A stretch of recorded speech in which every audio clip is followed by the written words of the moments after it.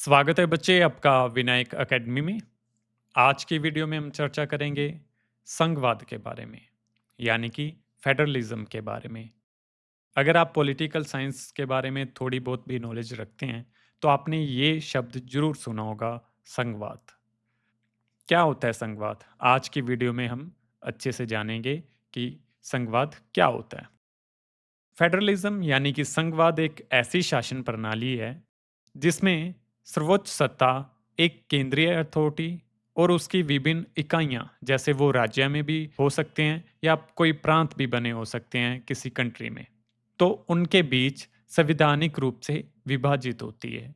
यानी कि जो सत्ता है वो किसी स्टेट के पास अकेली या सिर्फ केंद्र के पास नहीं होती, वो संवैधानिक रूप से विभाजित होती है, बटी होती है।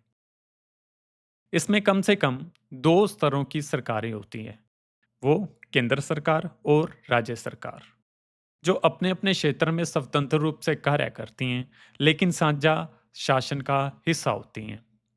चलो आगे हम डिटेल से जानते हैं।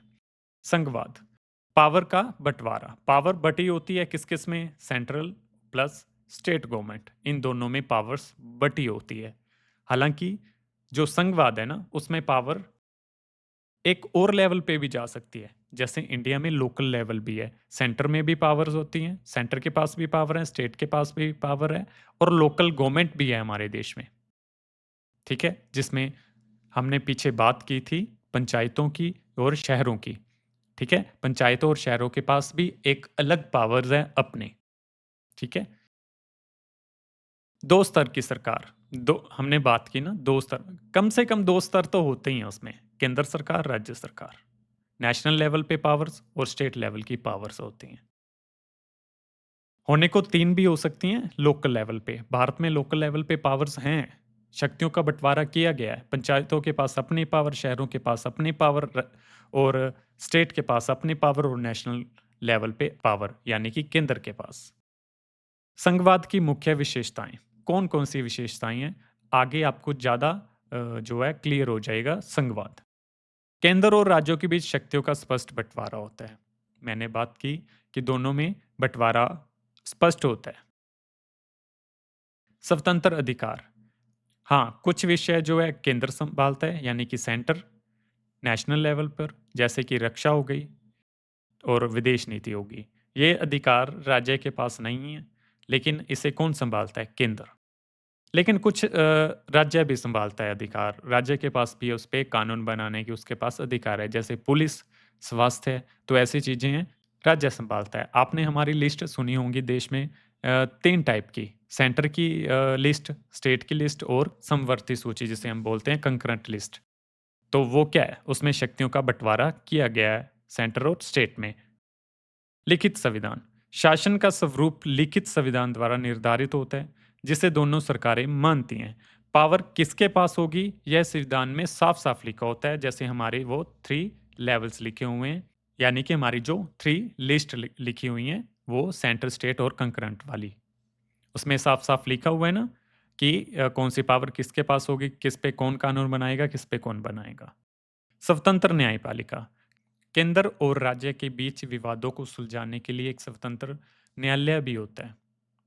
ठीक है, एक सुप्रीम न्यायालय भी होता है जो केंद्र और राज्य के बीच जो विवाद हैं उसे सुलझाती है। आपने बहुत सारे केस सुने होंगे, भारत वर्सेस मध्य प्रदेश, भारत वर्सेस हरियाणा, ऐसे केसेस सुने होंगे। वो क्या होता है, वो ऐसे मुद्दों को सुलझाते हैं, कौन सी पावर कौन यूज़ कर रहा है, या ऐसे जो मुद्दे होते हैं ना, वो कौन संभालता है? न्यायपालिका फिर संभाल लेती है उसको।